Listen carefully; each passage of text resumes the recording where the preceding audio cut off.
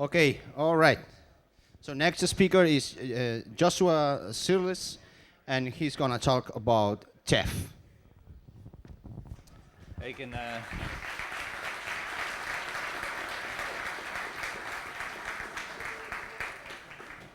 everyone hear me? All right? Good? Okay. My name is Joshua Sierles. I work with 37 Signals from Spain, and I've come up to Barcelona to talk a little bit about Chef. I don't know, how many of you heard about this tool? Oh, a fair number then. How many of you know about other tools that work similarly, like Puppet or CF Engine, things like that? Good, some people. Okay, so we're going to talk not too much about the differences between these tools, because I think a lot of people don't know anything about them and really need to understand what the core benefits are and what it's really about. I originally had a demo planned where we're going to cook a dessert for everybody and try to do that actually while the demo was happening, but we weren't allowed to do that, so I've just brought the apron.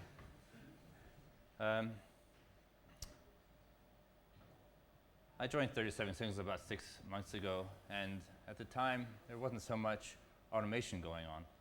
We had a lot of scripts written, a typical sort of organic system administrator environment where you're using Capistrano for some system administration tasks, using other shell scripts for others in different languages, from Perl to Ruby to Bash.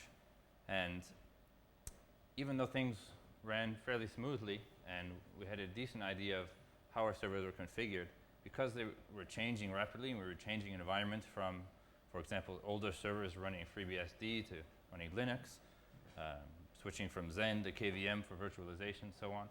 All these types of changes sort of instilled some fear in us every time that we wanted to make a big change. Just like when you're writing an application and you don't have so many tests and you want to make a refactoring, and when you try to do that, you just break so many things. And I broke a few things right when I started, so I thought, beforehand I've been working with Engine Yard, who's really been pushing Chef as a new Ruby-based tool for doing server automation. At the time I had some experience with Puppet, some other tools, but they didn't quite feel right to me. And one of the things for me about working as a sysadmin is I feel like sometimes I'm rushing too much because I don't have these types of tools available to me. I never really did have them, like some other people who had been using Puppet or these other tools for many years. So when I felt like rushing, I would get a new server and I just want to get in there, type in the commands, see them, things installing, packages installing. And this is the part that I really enjoyed about the system administration work, but it's also the worst possible way that you can do anything in the system admin world. I kind of felt like this.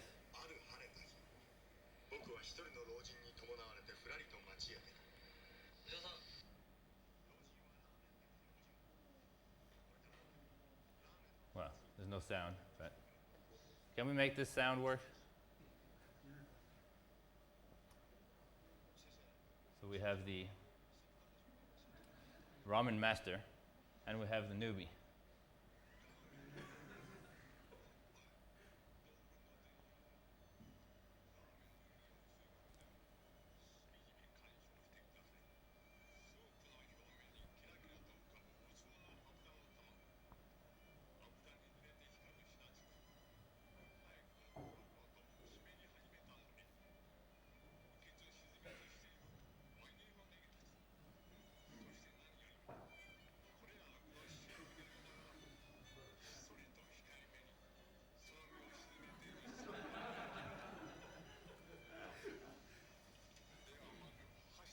Not quite the same without the sound, but you get the idea.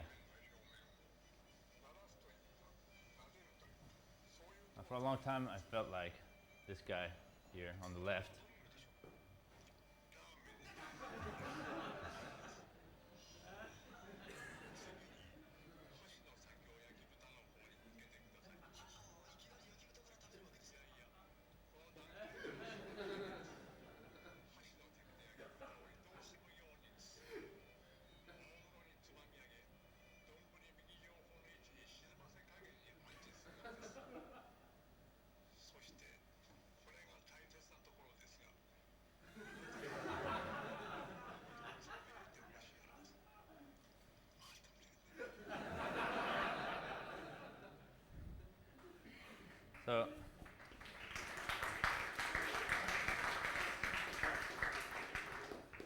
started to really realize, actually I saw this film right at the time that I joined the company, started using this tool, and felt like I wanted to be like this ramen master, but with the sysadmin work.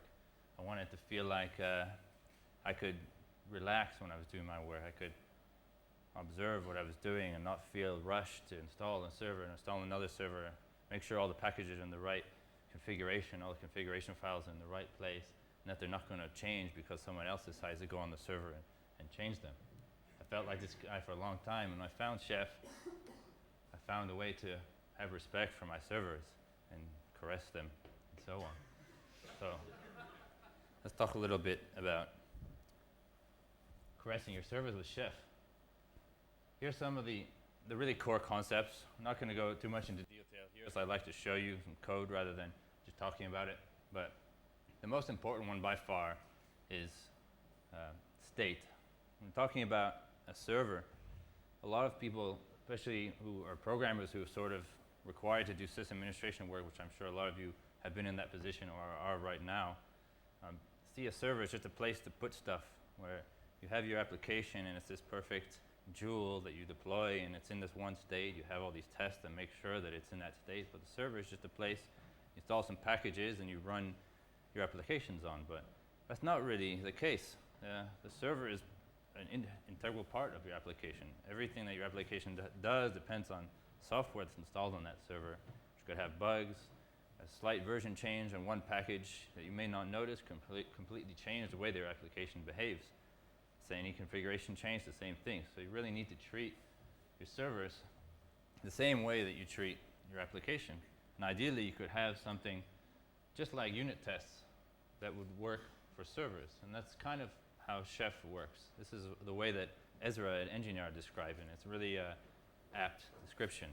It's saying that Chef is a sort of unit testing for your server state. You define a state for your server, and you run Chef. It puts it into that state, and next time that you run Chef, it will not rerun all the commands the way that you would if you had a shell script or a Capistrano task.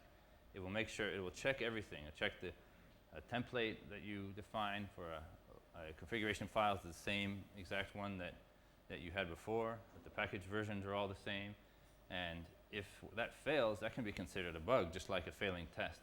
So you end up using code, not commands, to define your server state and to administer all of your systems. So especially for those of us who believe that system administrators and programmers aren't really that different, the people who choose to do one job or another have the same sort of drive, and I think all of them have this desire to work inside of a very consistent framework, something like Ruby on Rails for web and Chef for system administration.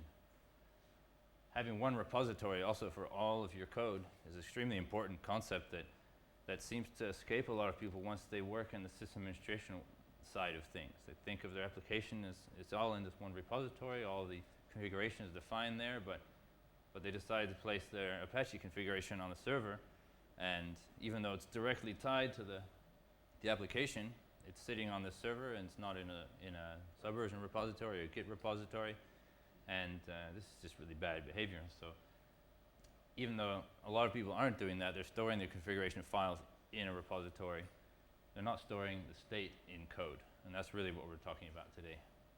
This ultimately leads to just a lot more productivity and happiness, the way that you might get with Rails with web programming. And that's something that's not really associated much with system administration work. A lot of people think of it as this sort of drudgery where you dig into a server and you install packages and you cat files. And my girlfriend just calls it the matrix. She sees the green and black screen, says, oh, it's the matrix, all this green stuff going by. But now she just sees me writing code and sees me a little bit happier. I'm going to talk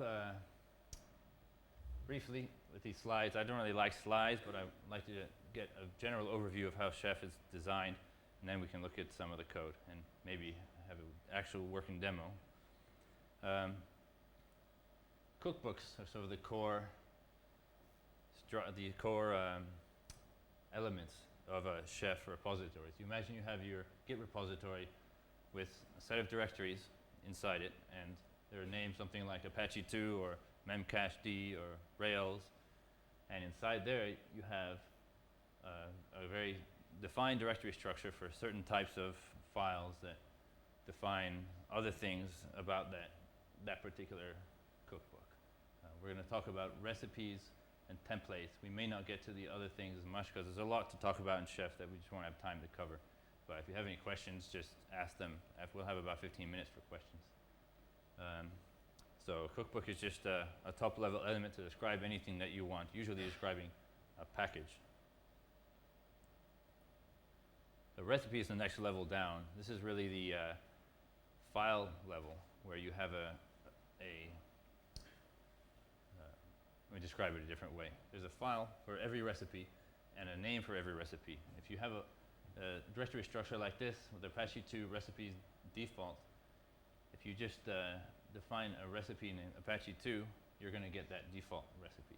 However, if you use the name Apache 2 : mod auth token, that will pull the file defined here. This is just a basic convention in Chef, and it's something that will be helpful for us to see how it works later on.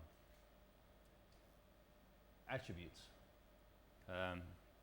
This is like for example, in a unit test when you're passing parameters into an application to try to break it or to try to test certain conditions. Attributes are basically parameters, things that change about your environment. And ideally, you never want these things to be sitting inside a configuration file. You want these things in code where they can be munged in Ruby, or they can be pulled out in another format in JSON and then put back into Ruby. Every configuration item, your keep alive setting, your Apache configuration, the amount of memory that every memcache instance has, the amount of listeners you have for a web application on every server, everything goes into attributes. These can be represented in two ways.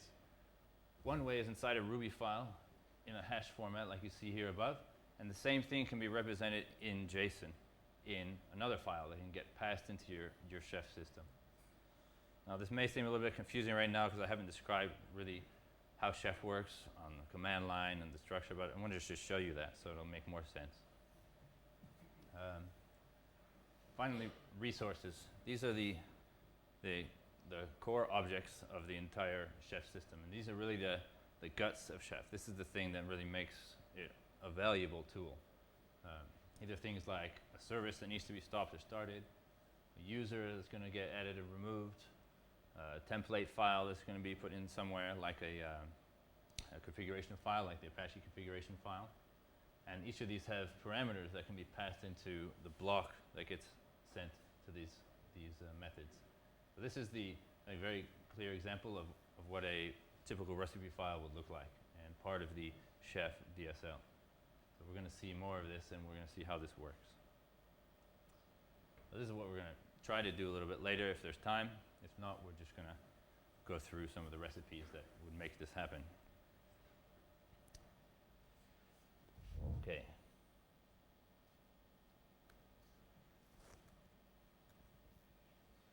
So let's see if we can in here.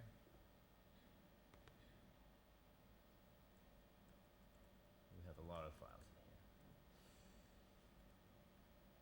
Let's see if we can make this big enough. We're going to take a look at the Apache 2 recipe that we just discussed right now. So this is just a Git repository that stores all of the cookbooks, all the recipes, all in one place. It stores, in this Apache directory, we have an attributes file, which has all of the defaults for Apache, all of the variables that I want to be able to pass into my template, to use on the server when restarting things and so on. So we have, I don't know if you can read that, maybe make it a little bigger.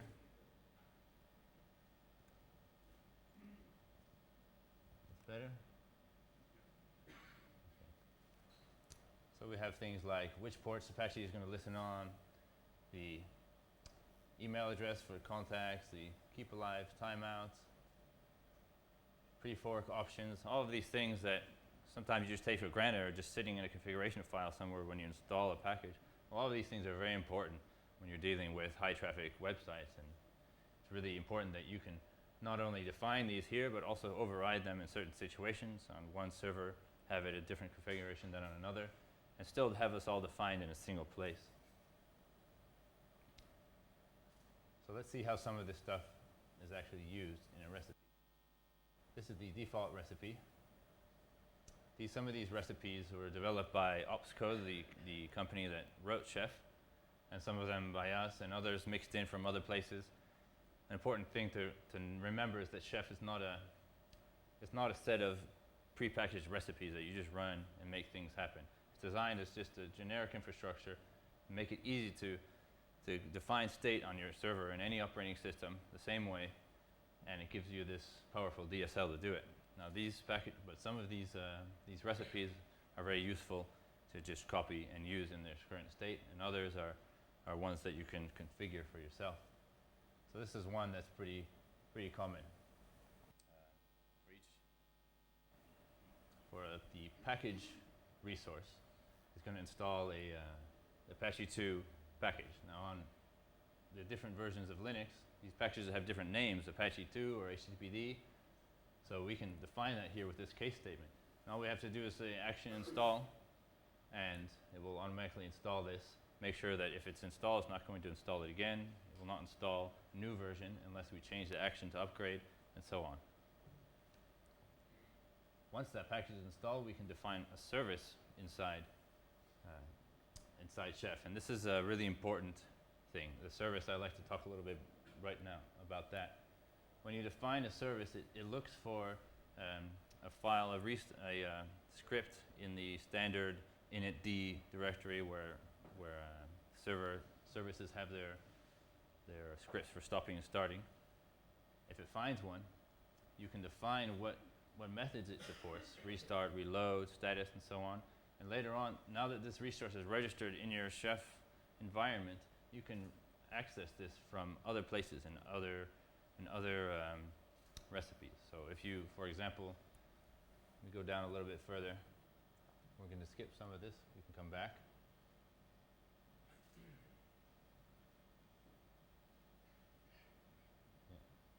So let's say we have the deflate module for doing gzip compression with Apache. This resource is a template resource which will take an ERB file, which is defined here in the source, and it will interpolate all of the variables that we defined here into this ERB file and output it to this location. Now you can see here some of these things that say node, Apache, so on. These are the attributes that we defined earlier in the attributes file. These can be passed in from JSON at runtime. They can come from here. They can come from a server where you have all of these attributes persisted, which we'll talk about in a minute. So this template, let's say you decide that you want to change the gzip level for the variable, which gets passed into this template. Let's look at that template.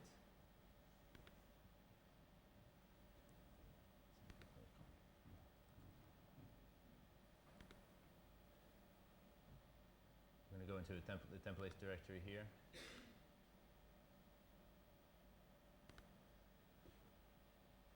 So, for example, this variable is passed in through the variables argument that we just saw. And if we want to change these MIME types, all we have to do is change that attribute somewhere. And it will automatically get passed in next time the Chef instance runs.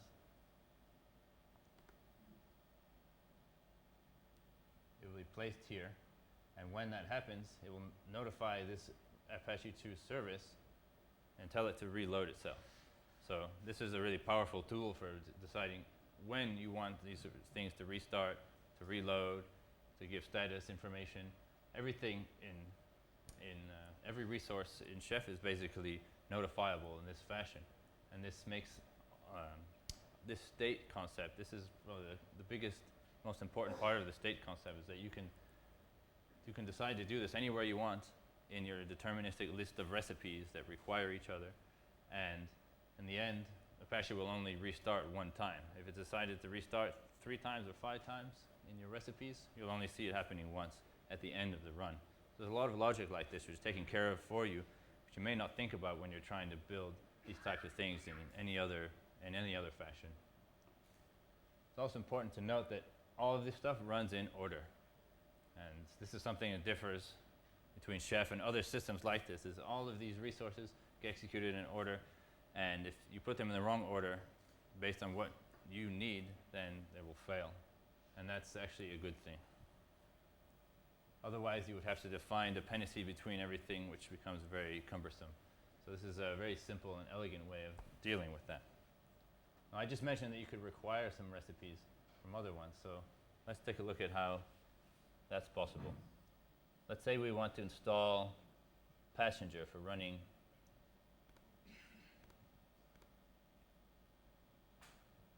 some Rails applications. Now the Passenger recipe obviously requires Apache or now Nginx or whatever web server to run.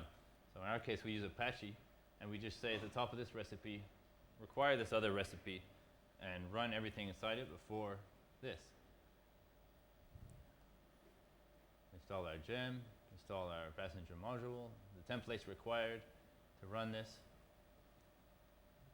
and some other important modules that we may have not included in the default Apache setup.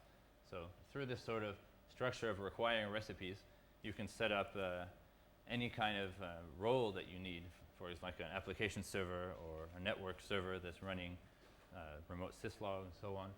You can use this require system to define the state that you need.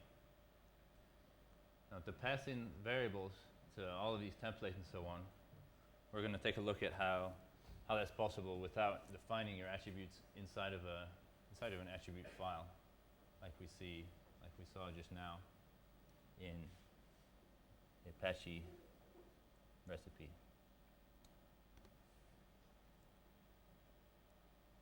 So these, as we said before, can be defined by JSON.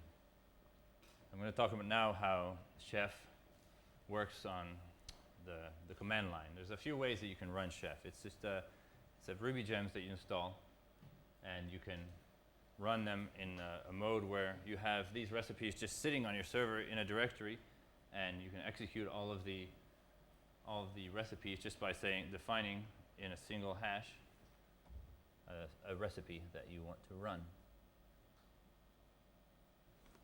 For example, like this. I want to install what's called the Chef server, which we'll talk about in a bit. All I have to say is put this recipe into Chef. It will run this recipe and install all the required gems and so on to make the Chef server operate as expected. We're going to take a look at that now if our Wi-Fi is working here.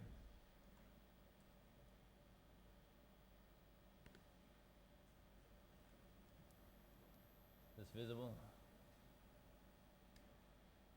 Okay. So I've previously have set up a few instances on EC2. This is an EC2 console, which lets you sort of configure all of your EC2 environments and start and stop instances and so on. Bigger?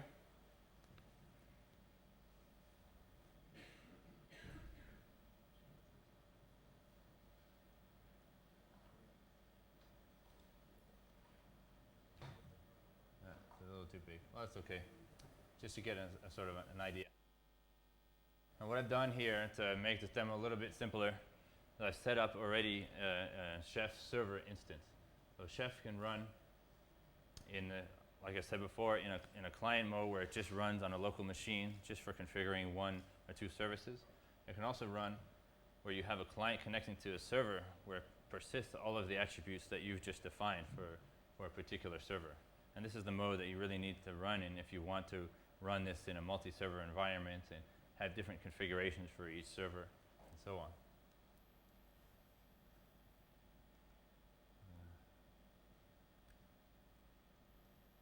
Is this big enough?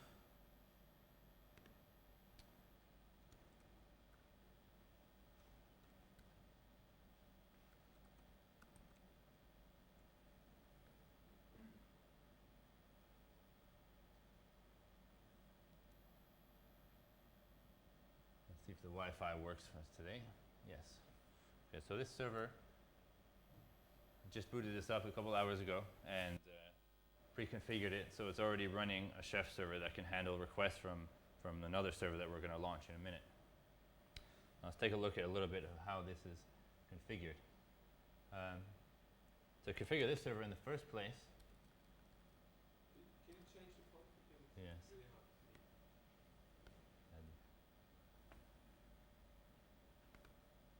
Maybe we change the color.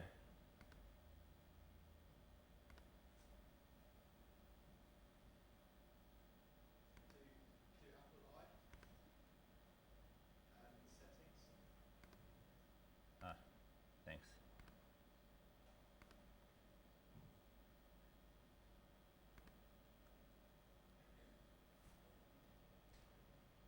That's not great. Is that okay? That's what we can do.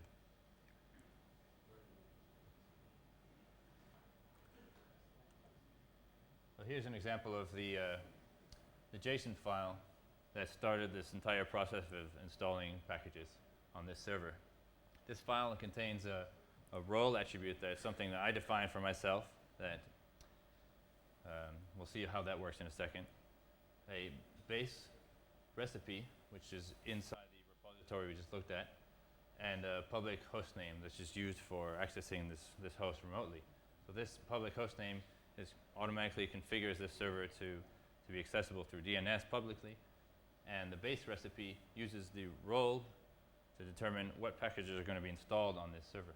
Now you could just put something in the recipes hash that says base install Apache. You could put an array here of all the recipes that are relevant to this role, but there's another way to do this. So we'll look now at the base recipe.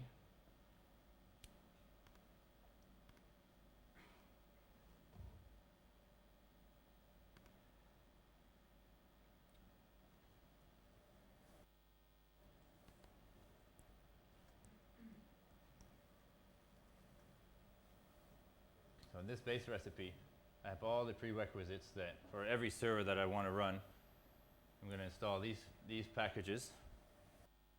I'm going to have some other recipes required, like setting the time zone automatically, installing postfix with the right configuration, installing the SSH server with the passwords turned off, password authentication turned off, all these sort of things that you're normally doing when you're setting up a server, but all defined in code.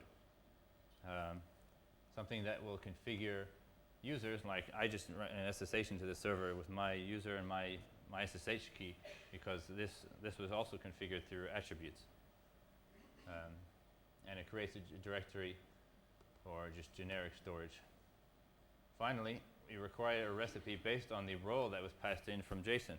So this is where you can see a lot of the flexibility. Inside any recipe, anywhere in your attributes files, anywhere in your recipe files, you can access these attributes that got loaded in from JSON and use them anywhere you want. Another difference between this and some of these other systems is because you have the power of Ruby at your fingertips inside this DSL, you can really do a lot of things that may not even been built for.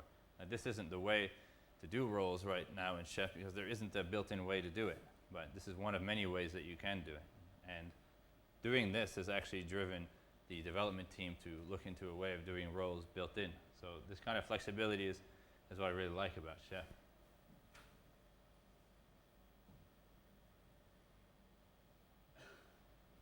I kind of like to ask some people what they want to see from this right now, because I think showing you just a bunch of recipes may just be boring. So what is it you guys want to see? Just anyone. You want to see more recipes, or you want to try to run some of these commands on a server? Okay, let's do that. So what we're going to do now is boot up an EC2 instance that will bootstrap itself using the chef recipes that we have defined here. These chef recipes are currently on this server.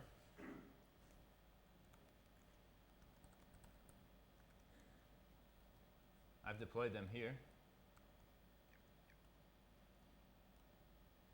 So you can see all these recipes are in place here. And I have a public web interface that provides this zipped version of these tarball of these recipes. So we're going to pull down this tarball to the EC2 instance. I've set up a. Get out of here.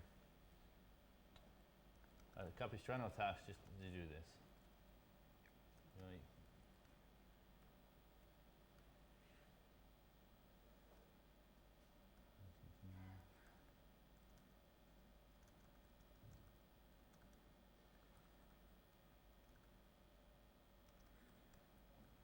So these are the only two configuration items we need to get this service running. We tell it a role so it knows all of the things that need to run on this server, and we give it a host name.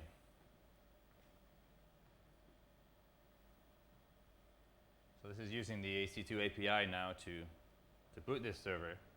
It passes in some bootstrapping information to this server to pull the chef recipes down. And while that's booting, we'll take a look at this bootstrapping system.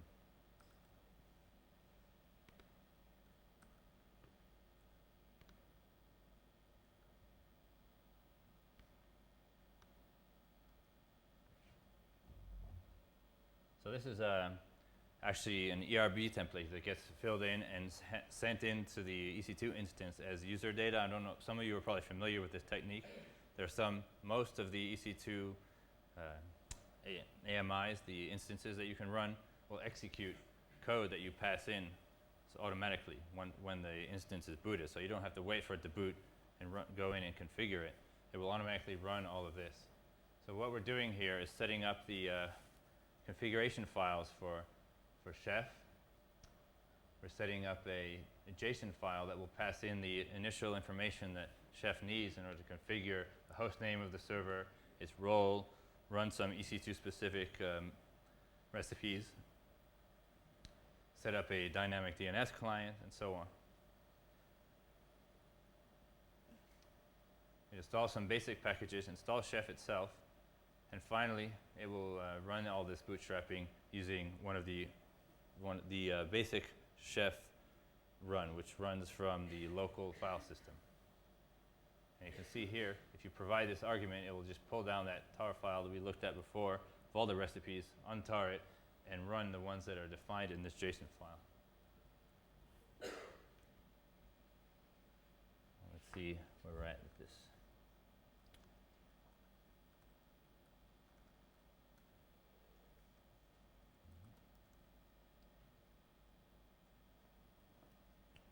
Okay. So it hasn't configured its public name yet. So we're going to look at it here instead.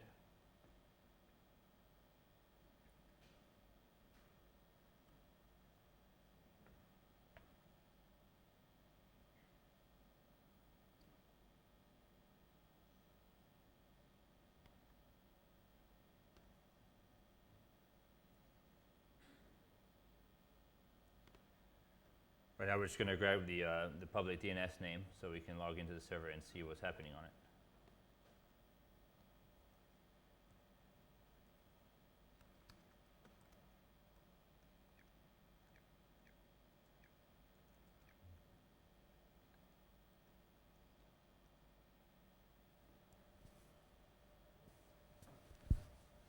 I realize some of you may not be familiar with some of the things that I'm doing right now, but since there's a lot of things to talk about, just feel free to ask questions about anything that we're looking at.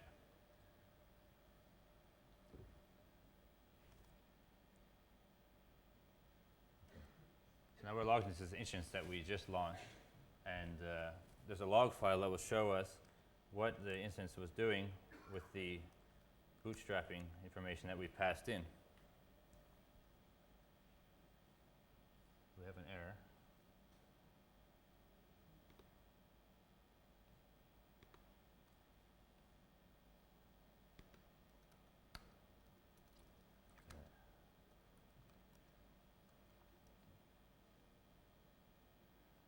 So we can see here, this is all the standard output from the bootstrapping process. We can see installing Ruby gems,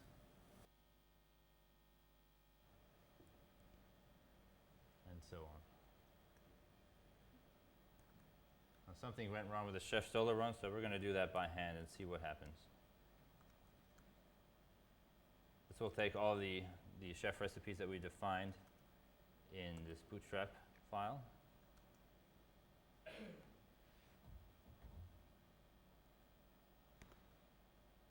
Okay. Wi-Fi is a bit slow.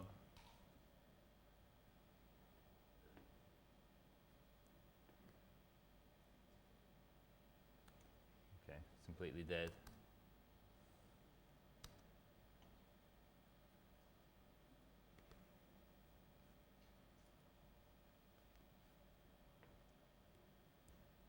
As I suspected, we may have to cut this demo short a little bit because the Wi-Fi. Unfortunately, my 3G card is not working here either very well. But we can improvise on my local machine, perhaps.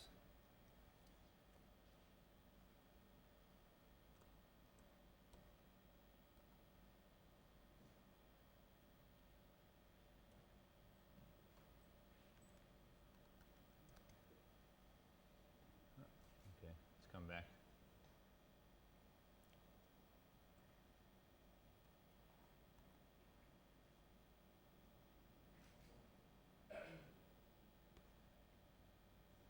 Okay.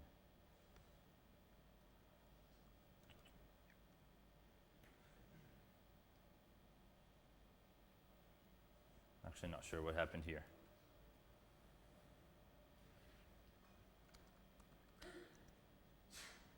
Okay, I see what happened.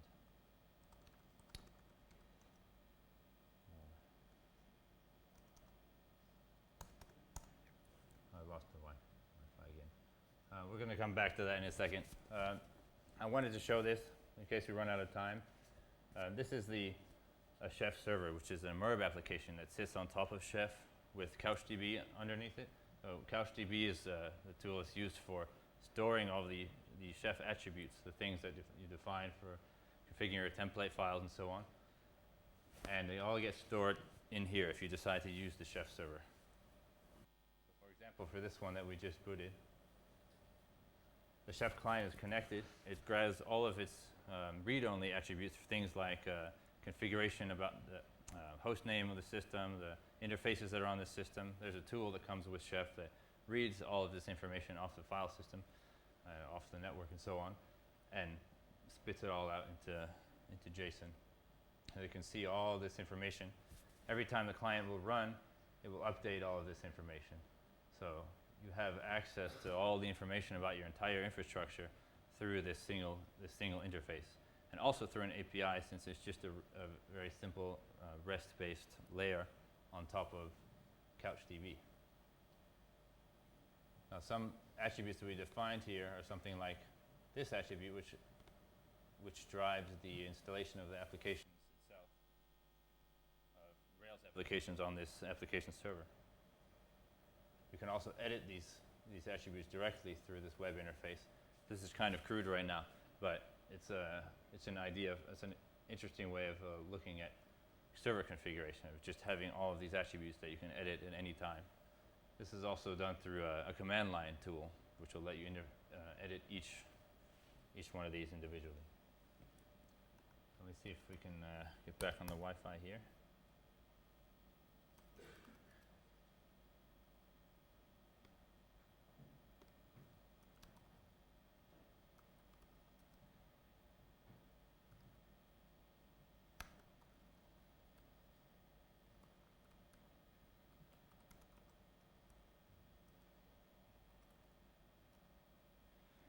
See if we can get this run to work.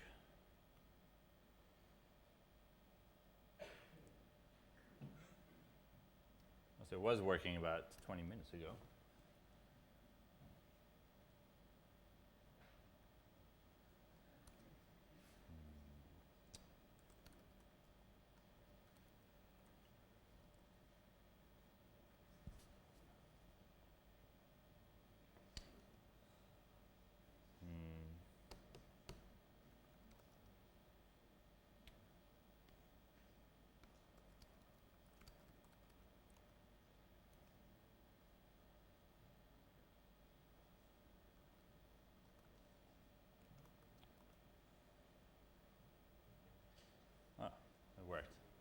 Okay.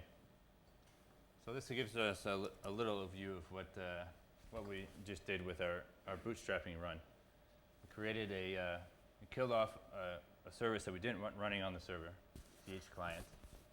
We installed a new DNS resolver file to point to our network operations server that we just looked at.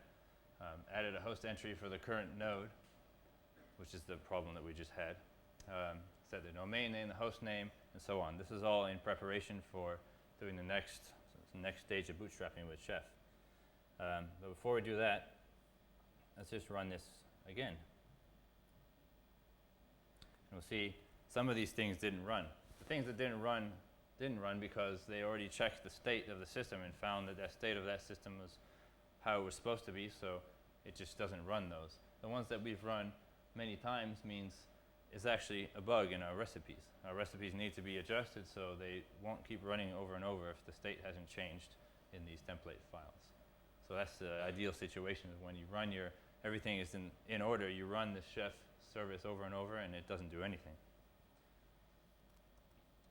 Now we're going to try to run another one, which is for initializing the Chef client, installing some packages. That's more like it.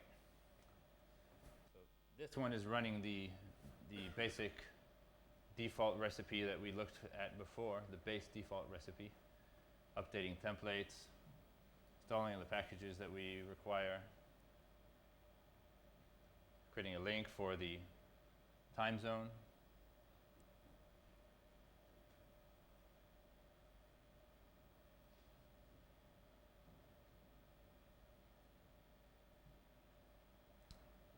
Now let's take a look again at these recipes while this is running. One more thing, it's installing a set of users, assigning them UIDs, GIDs, it's installing their SSH keys, so you can even get down to this level of granularity.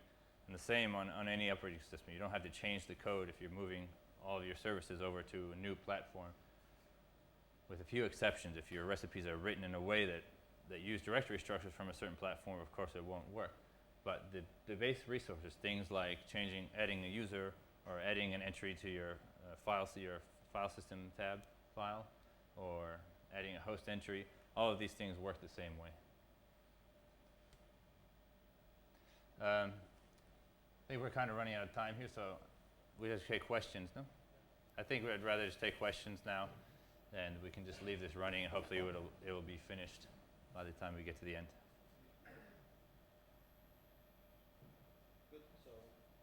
No, not so good. Yeah, good. So questions.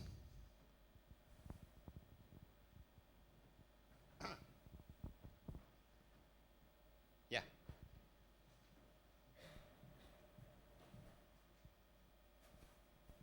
Yes. So my question is, how does Chef deal with difference between Linux versions? So Apache, the directories and how it's configured is slightly different, the layout between SUSE and Red Hat and Debian. Do you need to write recipes for each one of the operating systems, or do you have kind of a base recipe and then you inherit for? You can do it either way, actually. Chef tries to get out of your way when it comes to things like that, because it doesn't try to say, we have a generic Apache recipe that you guys just run and installs. It kind of encourages you to do some of that work yourself. Granted, there are recipes like what we looked at now that have a case statement to define that. Very soon there's going to be a new way to do that, which will work differently, defining metadata for your services. But this is the way that you do it right now. You can use a case statement, or you can decide that you want a recipe to be platform-based. There really aren't any rules in that sense. So the important thing is that once you define that service and you give it the right name, it's always going to operate on that service the same way. You can define the service as Apache with the name, and the package name can be different.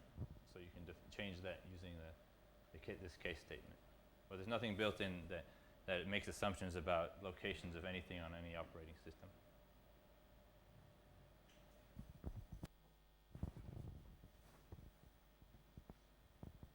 More questions? Yeah.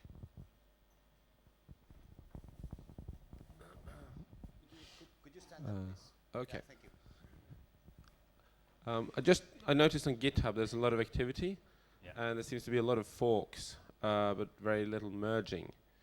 Can you say a little bit about the efforts of The forks actually, the merging you don't see because everything is working in branches based on ticket numbers. So if you look at the chef ticket site, it says on the ops code wiki, this is where you find information about chef. And here you can find the ticketing system where you find all the bugs and all the features that are being worked on. And for each one, there's a branch somewhere that somebody is working on. It's usually listed in the ticket name itself. It's kind of running slow. So yeah, it's just because that's usually what's happening is branches are being merged into each other, and then they do a single release on master every couple weeks. So there is quite a lot of activity. It's just you won't see it on people's master branches.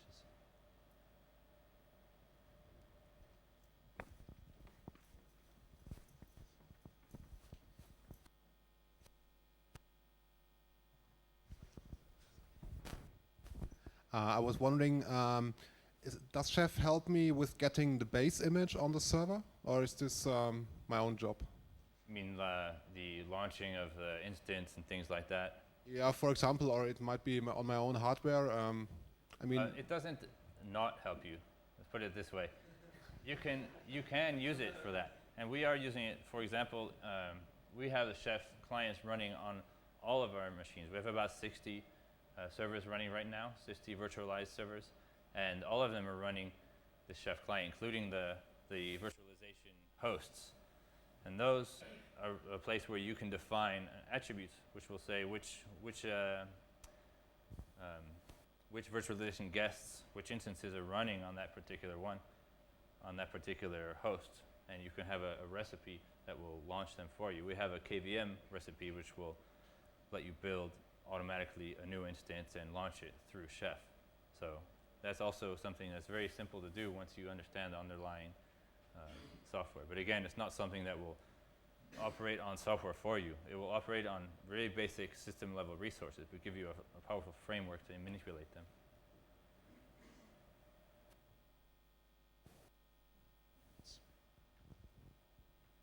Hi. Can you somehow roll back from a chef command? Like you store the old state and then, if it's possible, you roll back? That's a good question. That's a very common question when starting out working with Chef and other tools that are similar. The basic answer is no. There is no rollback like when you're installing an application, because often you're doing sometimes such large changes, like just saying you want to upgrade your passenger module one number. That could happen on 100 servers. And saying that you want to roll back that on every server, it makes more sense to say, instead of rolling back, you roll forward. You say, I'm going forward to put it into a new version. You're not rolling back, because rolling back means that you have to store all this different state on all these different servers over time. Even though you can do stuff like that with something like CouchDB, which has a versioning, it's a much more complex system. It's much more likely to break than you just rolling forward and saying, if you created a file that's not supposed to be there, you can have another resource that will just delete that file. So then it's actually codified. So you have this code that says, I deleted that file because I screwed up, but it's there, so you know that you did that.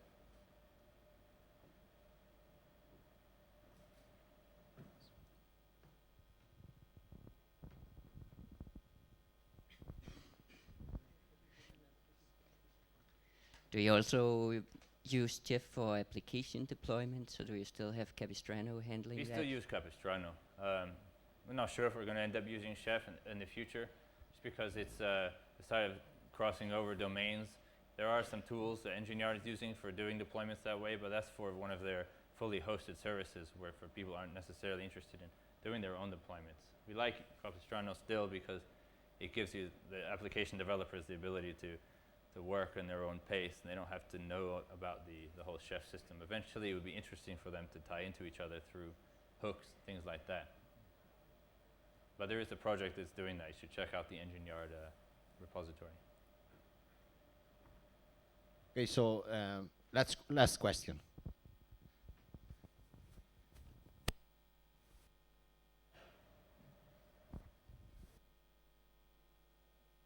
Gems or packages for your application. Would you put those in your Capistrano recipe or in your chef recipes? That's also a good question. We do actually do that, and that's the last thing I'll show you now. Unfortunately, this demo didn't work out as I had planned, but I think you got a little bit of an idea of how this works. We'll look at the attributes file where we define all of that stuff.